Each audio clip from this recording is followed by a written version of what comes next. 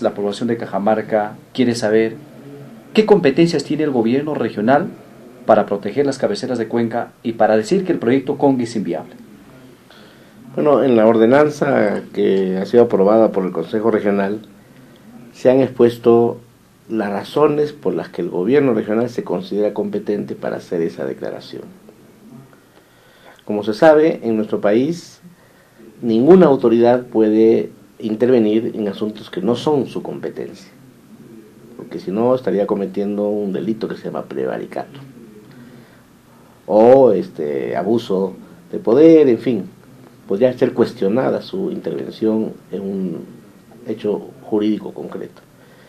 En el caso del gobierno regional de Cajamarca, la competencia para declarar inviable el proyecto se fundamenta en las siguientes razones. Primero, la Constitución Política reconoce que el gobierno regional tiene autonomía política, económica, normativa en asuntos de su competencia. La ley de descentralización y la ley de gobiernos regionales, ley orgánica, establecen que es competencia del gobierno regional dos aspectos que son fundamentales y que tienen que ver con esta intervención. Primero,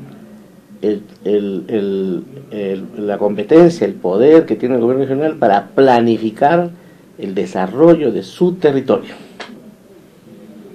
O sea, el gobierno regional tiene el poder para decidir cómo se desarrolla las actividades económicas, sociales, culturales en el interior de nuestro territorio. Segundo, también esas mismas leyes dicen que el gobierno regional tiene la obligación de conservar la biodiversidad. Tercero, otras normas vinculadas también hablan de que este desarrollo que debe promover el gobierno regional en el interior de su territorio tiene que ser de carácter sostenible. ¿Qué significa que sea de carácter sostenible? Que el uso de los recursos naturales, que las actividades que se desarrollen en el territorio deben estar destinadas a satisfacer las necesidades de las generaciones presentes, pero sin afectar también las necesidades y los derechos de las generaciones futuras. Desarrollo sostenible también implica que debe haber una armonía entre el crecimiento económico, la sostenibilidad de los recursos naturales, la garantía de un ambiente sano y equilibrado y por supuesto también de una justicia social, es decir, una armonización entre valores fundamentales de toda sociedad que deben ser compatibilizados, armonizados. O sea, no puede haber un desarrollo en que solo por el aspecto de la ganancia o del crecimiento económico se ponga en peligro la justicia social o la sostenibilidad ambiental. Entonces, ¿el Consejo Regional sí tiene competencias para declarar inviable el proyecto Conga? Claro, a eso iba. Yo creo que sí. Precisamente a partir de este razonamiento, que demuestra que existen distintas normas, que empezando por la Constitución, comenzando también la Ley Orgánica de Regiones, la Ley de Bases de la Descentralización, nos dicen que el gobierno regional tiene el poder para planificar su desarrollo sostenible. Primero. Segundo, hay otras normas que están en la Constitución y en otras leyes en la que dice que es el Estado el responsable de garantizar el desarrollo sostenible, de garantizar el uso sostenible de los recursos y de garantizar el derecho de las personas a un medio ambiente sano y equilibrado. Pero estas normas no dicen cuál de los órganos del Estado. Aquí hay una especie de vacío normativo. La legislación peruana no ha previsto cuál de sus diversos órganos que tiene el Estado es el que tiene que garantizar eso. Entonces, ante esa, digamos, imprecisión de la norma, tiene que haber algún principio que diga que algún órgano estatal tiene que intervenir para hacer efectivo esos derechos, para hacer efectivo esa garantía que la ley prevé en favor de la población. ¿Ok? Entonces, en ese sentido, ¿cómo deducimos que el gobierno regional debe intervenir? Tenemos que aplicar algunos principios de interpretación jurídica admitidos en nuestro sistema legal. Hay un principio que está reconocido a favor de los gobiernos regionales y a favor de la descentralización, que es el principio de subsidiariedad. Según el principio de subsidiariedad, el órgano estatal más cercano a la población es el que debe intervenir. E incluso el órgano más lejano no tiene tiene que abstenerse de intervenir porque estaría afectando el principio de descentralización. De acuerdo a la ley de descentralización. Lógico. Entonces, si se ha dicho que el Estado protege el medio ambiente, y no se ha dicho qué órgano, nosotros como órgano intermedio, no gobierno nacional, sino como órgano intermedio más cercano a la población, decimos, nos corresponde intervenir en esta materia.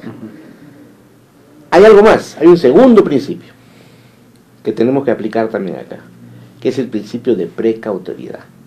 Este principio está recogido en la legislación ambiental peruana y en distintas otras normas también vinculantes de carácter internacional. También el Tribunal Constitucional lo ha reconocido como un principio especial.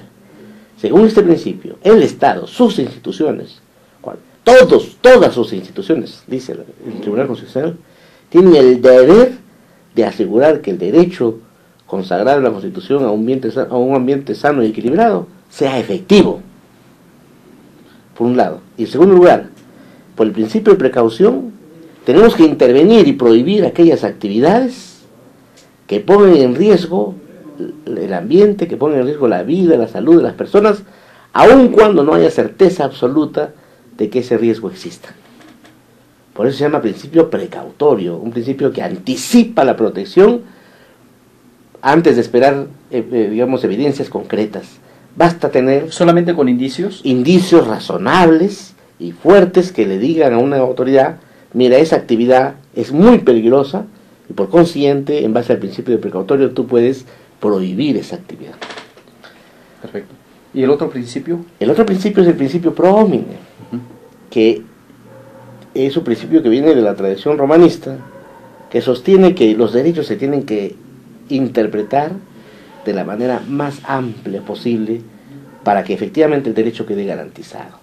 Entonces, aplicando estos principios de la legislación peruana, donde no está claro qué órgano tienen que intervenir, nosotros decimos, conjugando esas reglas con las competencias propias que tenemos para planificar nuestro desarrollo y defender nuestra biodiversidad y nuestro ambiente, nosotros asumimos que somos competentes para intervenir en materia de defensa de los derechos ambientales de la población.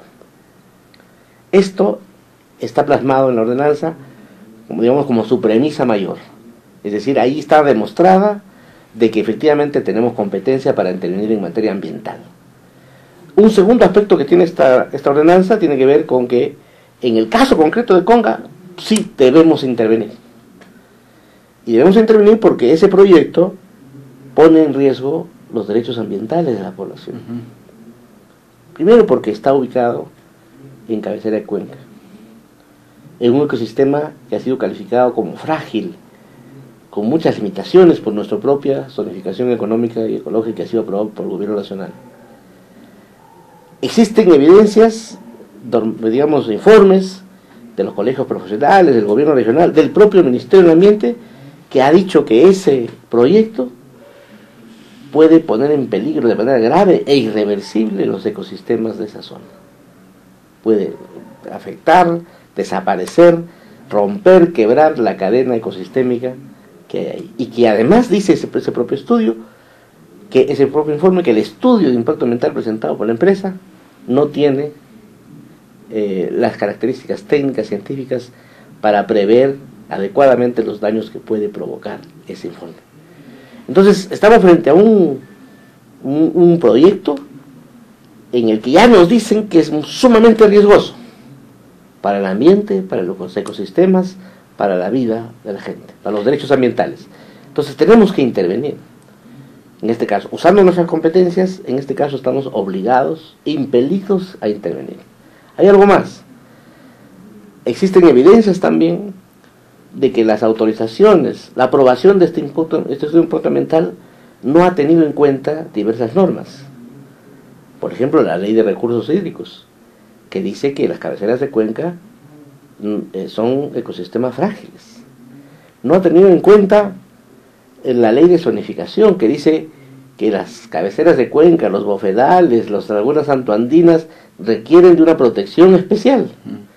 No ha tenido en cuenta el propio reglamento de exploración del Ministerio de Energía y Minas, que dice que en los bofedales, en los humedales, en las zonas como las que están en la zona de Conga, no se pueden autorizar caminos, carreteras, porque eso destruye ese ecosistema frágil.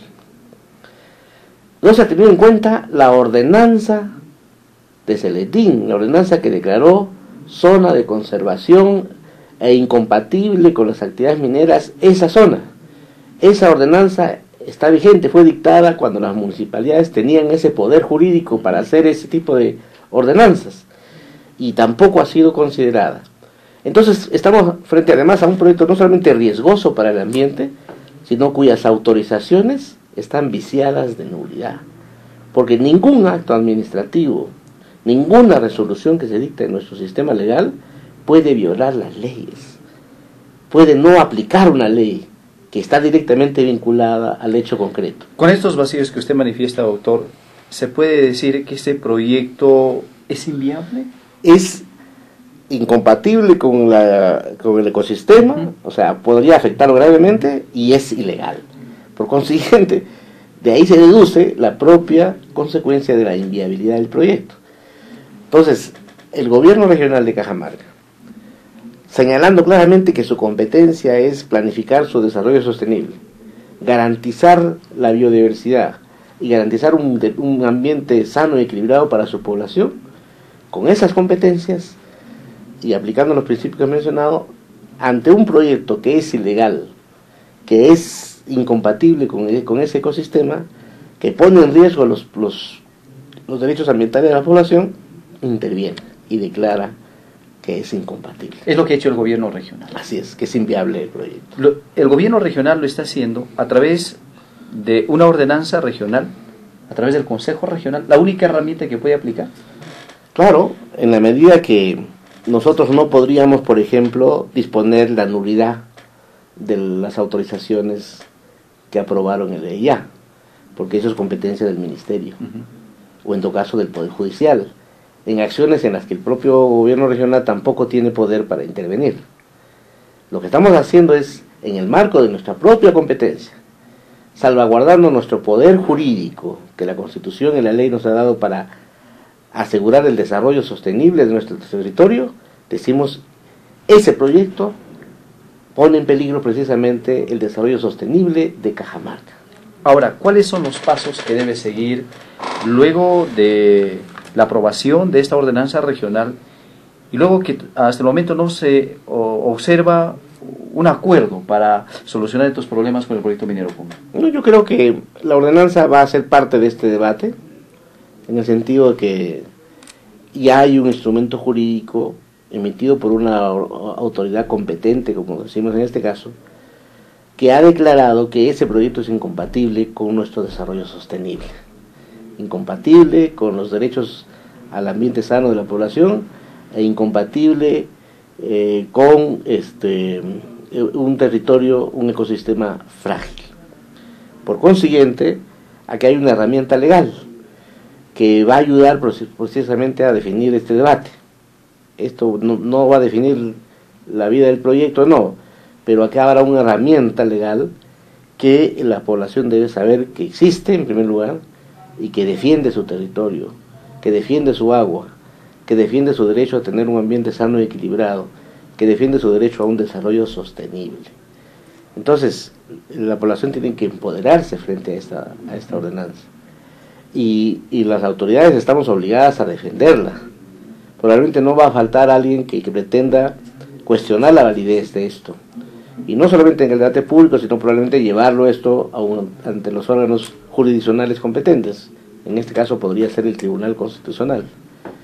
Yo creo que podemos defender ante el Tribunal Constitucional la constitucionalidad de nuestra ordenanza, su apego estricto a la Constitución y a la ley. Y podemos, bajo esa fórmula también, crear una herramienta, y cuando si el tribunal decide que nuestra ordenanza es constitucional, será como una ley nacional obligatoria para todo el mundo. De hecho, mientras no se la cuestione, sigue siendo una ley. y las autoridades y todo el mundo tienen que respetar eso, o sea, no pueden intervenir por encima de esta ordenanza. Estamos creando una herramienta fundamental para la defensa de los recursos hídricos de la región, y yo creo que estamos sentando un precedente sin salirnos de la Constitución, sin salirnos de la ley. ¿Los consejeros regionales pueden ser denunciados? Podría, eso no se descarta, en el sentido de que obviamente una ordenanza como esta puede efectivamente paralizar el proyecto. Ya paralizó el proyecto. Sí, pero podría, digamos, hacer, digamos, más inviable todavía. Entonces, obviamente, quienes quieren sacar el proyecto sí o sí, van obviamente a tratar de buscarle algún argumento diciendo que esta ordenanza está fuera de la ley. Nosotros, que hemos leído la ordenanza, que hemos analizado sus fundamentos en esta entrevista, podemos sostener que no estamos fuera de la Constitución, que no estamos fuera de la ley, que estamos actuando estrictamente en el marco de nuestras competencias. Para el gobierno regional de Cajamarca, ¿hay un fundamento legal y legítimo que permite determinar que el proyecto Conga no es viable por las consideraciones que se han manifestado? Así es. Hay normas legales, hay principios. Hay principios. Y hay una ordenanza que en el marco de esas normas legales y de esos principios interviene. Mire que aquí no estamos declarando ni nulo porque si hubiéramos declarado nulo el estudio de impacto ambiental o las autorizaciones derivadas de él, ahí sí estaríamos actuando fuera de nuestra competencia. Claro, el gobierno regional no tiene competencia para ello. Si hubiéramos declarado que alguna otra norma que corresponde, digamos, alguna decisión de las que corresponden al gobierno nacional, tampoco estaríamos actuando legalmente. Pero en este caso no estamos ni usurpando una función, ni actuando en un campo que no nos pertenece. Hemos hecho una declaración jurídico-política en el marco de nuestras propias competencias. ¿Ok? Entonces, esta es una herramienta fundamental. Digo, si podemos debatir de esto en cualquier espacio, en cualquier foro jurídico, yo creo que hay suficientes razones para sostener su constitucionalidad, su legalidad, su regularidad. Doctor, quienes defienden el proyecto minero Conga, ¿desconocen algunos fundamentos legales, algunos principios, o es que el gobierno regional y sus organizaciones ha generado ya un debate en la escena nacional e internacional? Sí, lo que ocurre es que antes de que salga la ordenanza ya la gente se ha pronunciado diciendo que no somos competentes, pero no han escuchado esta argumentación, no han leído la argumentación que está expuesta en la ordenanza, ¿no? Entonces, en esas condiciones, esas opiniones carecen de valor, porque es como si yo me pronunciara sobre algo solo de oídas, sin saber cuáles son los fundamentos. Un jurista, alguien que opina, tiene que asegurarse primero de saber por qué una institución actuó de esta manera o no. Nosotros, como digo, pensamos que los argumentos que hay ahí son suficientes para justificar la intervención. ¿Eso diga que la población de Cajamarca conoce ya estos fundamentos? No, ¿O actúan porque ellos perciben de que en los próximos años van a tener problemas con el servicio de agua? Eso es básicamente la percepción y lo que ha movido a la gente, ¿no? Entonces, incluso esta ordenanza dice que recogiendo esa demanda, recogiendo ese clamor, porque el órgano colegiado del Consejo Regional representa al pueblo. Recuerde que los consejeros regionales y el Consejo Regional tienen 3 funciones, también previstas en la ley. Su función representativa, ellos son la representación del pueblo de Cajamarca. Segundo, tienen una función normativa, es decir, pueden dictar normas con arreglo a sus competencias, como en este caso. Así es. Y 3, tienen una función fiscalizadora respecto del gobierno, respecto al ejecutivo del gobierno. Es decir, entonces, en este caso también se invoca el principio representativo del pueblo. El Consejo Regional en la ordenanza recoge y dice ahí en uno de sus párrafos que hay una demanda ciudadana para que se declare inviable el proyecto Conga en la medida que la población percibe, está convencida de que el proyecto Conga en ese ecosistema podría ser fatal para los recursos hídricos. Y no lo dice solo por temor porque, digamos, teme que así ocurra. Lo dice porque hay 20 años de actividad minera en una zona cercana, en una zona también de cabecera de Cuenca, de la misma empresa, que ha afectado gravemente el acceso al recurso hídrico. ¿Qué se avisora, doctor, luego que hay un poco de alejamiento entre el gobierno nacional, gobierno regional y sus organizaciones? Bueno, estas cosas no pueden quedar así indefinidas, ¿no? O sea, yo creo que el gobierno en su momento va a tener que recapacitar. Acá ha habido vocación de diálogo. Nosotros, como gobierno regional, decidimos, una vez que se levantó el estado de emergencia, o antes inclusive, habiéndose creado las condiciones para dialogar en libertad, invitar al gobierno, es decir, para seguir discutiendo, para encontrar una salida consensuada. Lo que ocurre es que el emisario del gobierno en este caso no ha tenido la voluntad de dialogar. O sea, no ha tenido ni siquiera la voluntad de escuchar. Un diálogo implica siempre, primero, el deber de escuchar a otro. Y en segundo lugar, el derecho de informar, de hablar, de persuadir al otro. Los consensos no se puso en práctica. No, aquí se quiso imponer algo. La imposición, el monólogo, no es diálogo. Y había de alguna manera un cierto consenso sobre las cosas que se habían propuesto. Pero lo mínimo que se esperaba es que esa autoridad que propuso lo que el gobierno ha propuesto en este caso, que es un cronograma de reuniones. Y también, en concreto, una acción, digamos, para verificar la inconsistencia o consistencia de ley, un peritaje, así se llama. Sobre eso había un cierto consenso, pero se tenía que discutir en esta reunión, no las características técnicas del consenso, sino que por lo menos el gobierno escuchara cuáles son las preocupaciones de la comunidad sobre el proyecto, para que se tengan en cuenta en la elaboración de los términos de referencia.